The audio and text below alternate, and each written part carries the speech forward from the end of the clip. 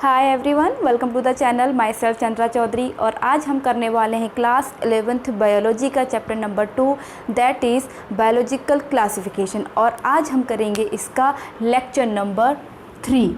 Lecture number 3 पे हम पहुंच चुके हैं और आज के वीडियो लेक्चर पे हम डिस्कस करने वाले हैं कैरेक्टरिस्टिक्स ऑफ 5 किंगडम क्लासिफिकेशन। जो आपका था 5 किंगडम सिस्टम जो था, जो दिया था R.H. वेटेकर ने। किसने दिया था ये?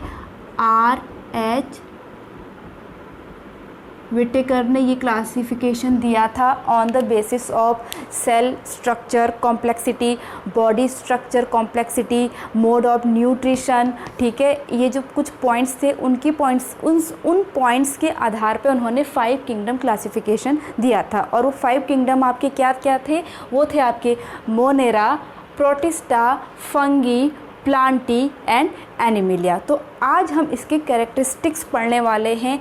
कुछ यहाँ पर मैंने कैरेक्टर लिखे हुए हैं, वो आपके मोनेरा में कैसे एग्जिस्ट करते हैं, प्रोटिस्टा में कैसे एग्जिस्ट करते हैं, वैसी तरह से फंगी, प्लांटी और एनिमिलिया में कैसे वो एग्जिस्ट करते हैं, ताकि आपकी टेबल पूरी रेडी हो जाएगी। और मैं तो यही सजेस्ट करूँगी आप लोग भी अपनी कॉपी पेन लेकर के रेडी रहिए, ठीक है, ताकि हम लोग समझते भी जाएं और इनके बीच में आपको डिफरेंस करना भी समझ में आ जाएगा। और इनके जो मेन कैरेक्टर्स थे, मैंने यहाँ पर 11 कैरेक्टर्स लिए हैं। बहुत ज़्यादा आपके NCERT में इतने कैरेक्टर नहीं हैं, तो यहाँ पर मैंने 11 कैरेक्टर्स लिए हैं।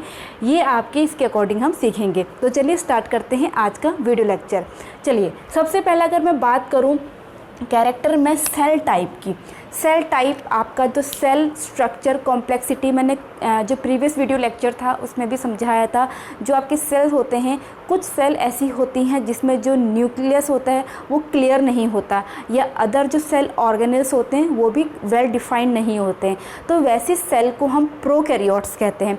और जिसमें ये वेल डिफाइंड होते हैं, बिल्कुल ट्रू न्यूक्लियस पाया जाता है, उससे हम यूकैरियोट्स कहते हैं। तो यहाँ पर अगर हम सेल टाइप की बात करें तो जो मोनेरा होते हैं उन्हें कहा जाता है प्रोकैरियोट। उनकी जो सेल टाइप होगी वो कैसी होगी? प्रोकैरियोटिक होगी, ठीक है। और प्रोटिस्टा की बात करें तो ये होती है यूकैरियोटिक। और फंगी की भी बात करें तो ये भी होते हैं यूकैरियोटिक। प्लांटी भी होते हैं यूकैरियोटिक एंड एनिमल्स भी होते हैं आपके यूकैरियोटिक, ठीक है। अगर आप साथ साथ में लिखते जाओगे तो आपको ये लर्न भी हो जाएंगे और समझ में भी आ जाएंगे। ओके, नेक्स्ट हमारा कैरेक्टर है न्यूक्लियर इन्वेलप।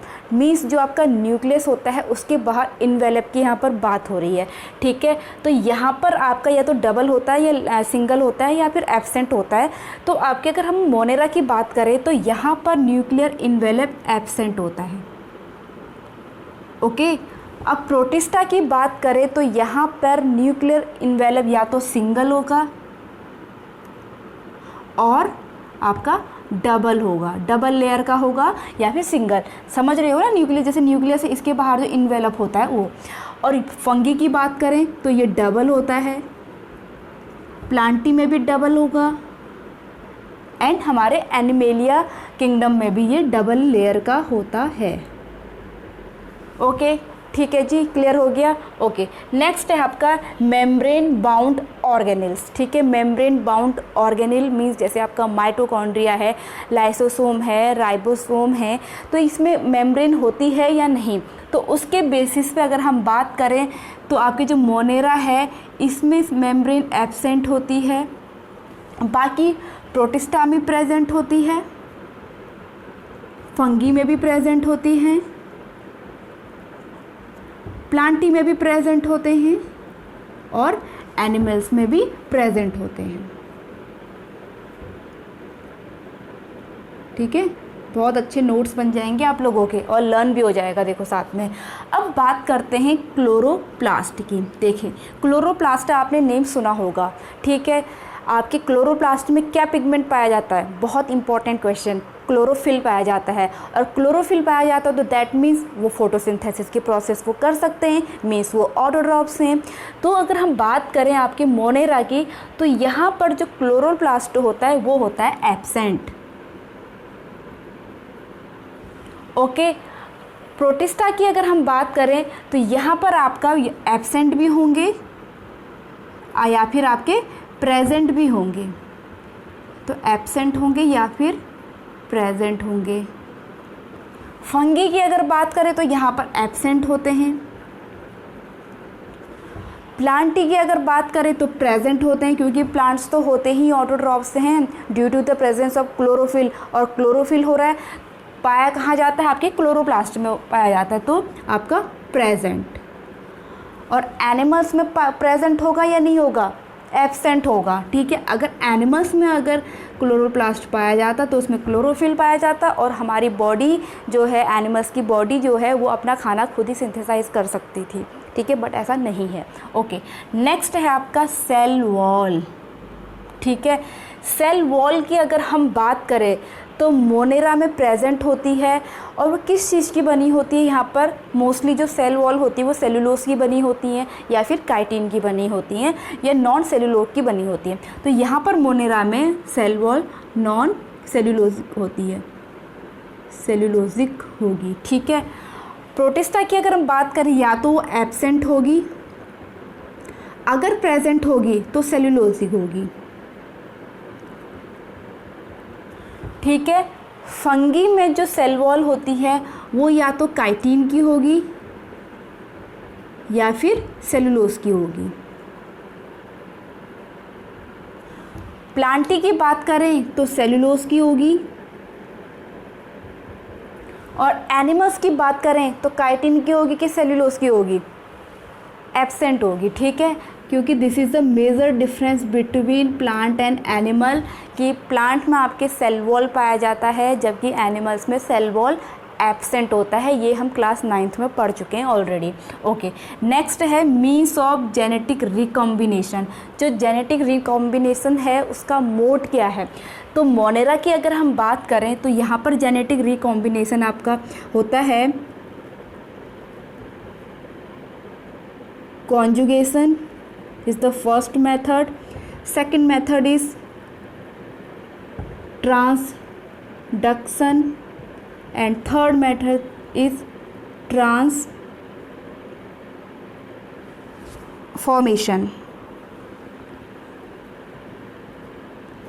ठीक है, सेम प्रोटिस्टा में भी सेम मेथड है, मीन्स यहाँ पर नो प्रोटिस्टा में अगर हम बात करें तो यहाँ पर होता है फर्टिलाइजेशन। ठीक है, और मियोसिस की प्रोसेस होती है। फंगी की बात करें तो यहाँ पर भी फर्टिलाइजेशन होता है और मियोसिस की प्रोसेस होती है। ठीक है, मियोसिस आप डिटेल में आगे आने वाली जो नेक्स्ट चैप्टर हैं उनमें आप डिटेल में जानोगे इनके बारे में।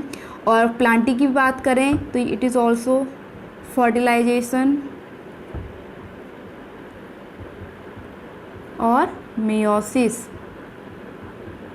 ठीक है, और एनिमेलिया भी आपका फर्टिलाइजेशन की प्रोसेस होती है और मियोसिस होता है। ओके, चलिए नेक्स्ट हमारा है बॉडी ऑर्गेनाइजेशन। बॉडी ऑर्गेनाइजेशन कैसा है, दैट मीन्स वो यूनिसेलुलर है कि मल्टी सेलुलर है। ठीक है, अगर हम मोनेरा की बात करें तो these are cellular, only cell के बने होते हैं। आपके प्रोटिस्टा ऑल्सो सेलुलर। फंगी की बात करें तो ये आपके मल्टी सेलुलर होते हैं, मल्टी सेलुलर, और टिश्यू के भी बने होते हैं, बट वो टिश्यू कैसे होंगे, लूज होंगे, तो मीन्स लूज टिश्यू। ठीक है, प्लांट की बात करें तो ये आपके इनमें टिश्यू के बने होते हैं या फिर ऑर्गन बने होते हैं इनमें। और एनिमल्स की बात करें तो ये इसमें टिश्यू होते हैं या फिर आपके ऑर्गन होते हैं या फिर ऑर्गन सिस्टम होते हैं। ठीक है, जैसे कि आपने पढ़ाई होगा cell organisation, cell is the fundamental and structural unit of life फिर उससे मिलकर के टिश्यू बनते हैं, टिश्यू मिलकर के ऑर्गन बनाते हैं, ऑर्गन मिलकर के ऑर्गन सिस्टम, और ऑर्गन सिस्टम मिलकर के आपका एक ऑर्गेनिज्म बनाते हैं। जैसे हमारी ह्यूमन बॉडी है, बहुत सारे ऑर्गन सिस्टम है आपकी बॉडी में, डाइजेस्टिव सिस्टम है, सर्कुलेटरी सिस्टम है, रेस्पिरेटरी सिस्टम है, ये सब सिस्टम मिलकर के हमको बना रहे हैं। ठीक है, तो ये हमारा क्या हो गया, बॉडी ऑर्गेनाइजेशन हो गया। तो नेक्स्ट है हमारा मोड ऑफ न्यूट्रिशन। ठीक है, अब आपकी अगर बात करें मोनेरा की, तो दीज आर ऑटोट्रॉफ्स भी हो सकते हैं, ठीक है, और हेटेरोट्रॉफ्स भी हो सकते हैं, या फिर कीमो ऑटोट्रॉपिक भी होते हैं, ऑटोट्रॉफिक भी होते हैं। ठीक है, प्रोटिस्टा की बात करें तो ये भी आपके ऑटोट्रॉफ्स और हेटेरोट्रॉफ्स होते हैं। फंगी की बात करें तो ये हेटेरोट्रॉफ्स होते हैं। प्लांटी की बात करें तो ये आपके ऑटोट्रॉफ्स होते हैं। एनिमेलिया की बात करें तो ये आपके हेटेरोट्रॉफ्स होते हैं। ठीक है,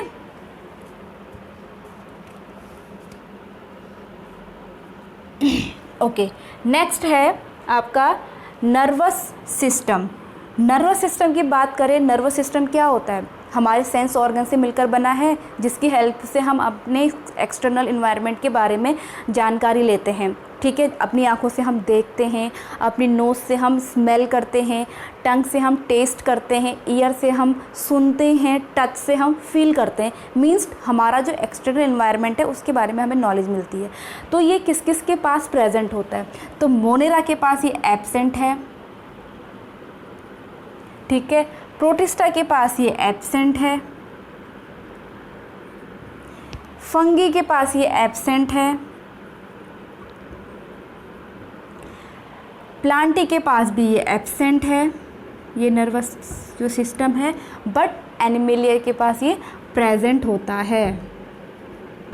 ठीक है, और कॉम्प्लेक्स होता है, प्रायः कॉम्प्लेक्स होता है, ऑफन कॉम्प्लेक्स। ओके, अब नेक्स्ट है आपका रेस्पिरेशन। अब रेस्पिरेशन आप लोगों को पता ही होगा।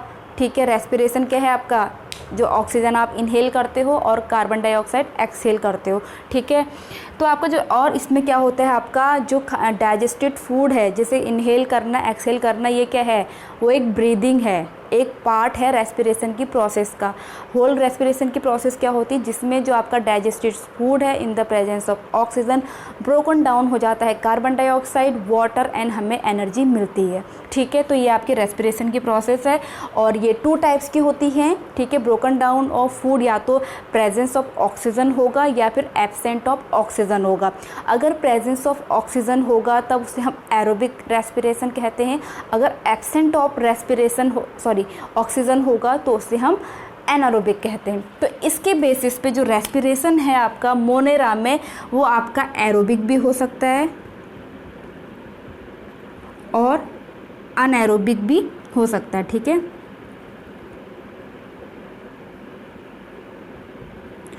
अगर बात करें प्रोटिस्टा में तो इसमें एरोबिक होता है। मींस जो फूड है उसका broken down presence of oxygen होगा। फंगी की बात करें तो इसमें एरोबिक होता है और अनएरोबिक भी होता है। ठीक है, दोनों होगा इसमें। मींस प्रेजेंस ऑफ ऑक्सीजन भी हो सकता है और एब्सेंट ऑफ ऑक्सीजन भी हो सकता है। जैसे ईस्ट है, ईस्ट में एब्सेंट ऑफ ऑक्सीजन होता है। फिर आपका प्लांटी है, प्लांटी में एरोबिक होगा, और एनिमल्स में ऑब्वियसली एरोबिक ही होगा, कोई और ऑप्शन ही नहीं है। ठीक है, ओके, नेक्स्ट है आपका लाइफ साइकिल। लाइफ साइकिल की बात करें तो जो मोनेरा होते हैं वो हैप्लॉइड होते हैं, haploid. Protista are also haploid. Fungi भी आपके हैप्लॉइड होते हैं। प्लांट आपके ऑल्टरनेशन ऑफ जनरेशन होते हैं, ठीक है, ऑल्टरनेशन ऑफ जनरेशन। और अगर एनिमल्स की बात करें तो ये डिप्लॉयड होते हैं। अब आप मुझे बताइए कि ये पूरे के पूरे डिप्लॉयड होते हैं उनके सेल, 2n स्ट्रक्चर होती है सेल होती है, बट हमारे जो सेक्स सेल्स होती हैं, रिप्रोडक्टिव सेल्स होती हैं, वो हैप्लॉयड होती हैं। तो यहाँ पर आपका क्या आ जाएगा, एक्सेप्ट गैमीट्स।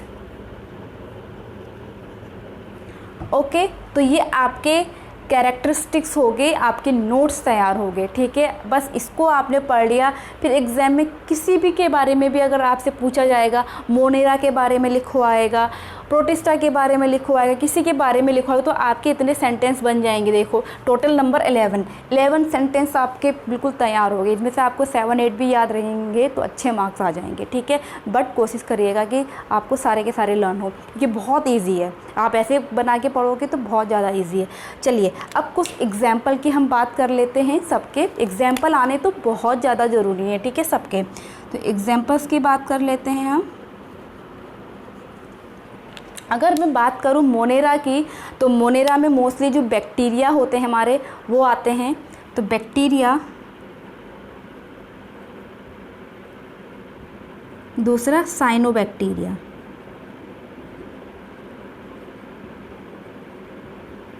ठीक है। प्रोटिस्टा की बात करूं तो 2 एग्जाम्पल्स हैं इसके, डायटम्स एंड स्लाइम मोल्ड, ठीक है। फंगी की बात करूं, फंगी है हर जगह, ठीक है। तो क्या क्या हो सकते हैं आपके इसमें, पेनिसिलम आपका यूजफुल फंगी है, ठीक है, जिससे मेडिसिन बनती है, एंटीबायोटिक्स बनती है। पेनिसिलम है आपका, एगेरिकस है,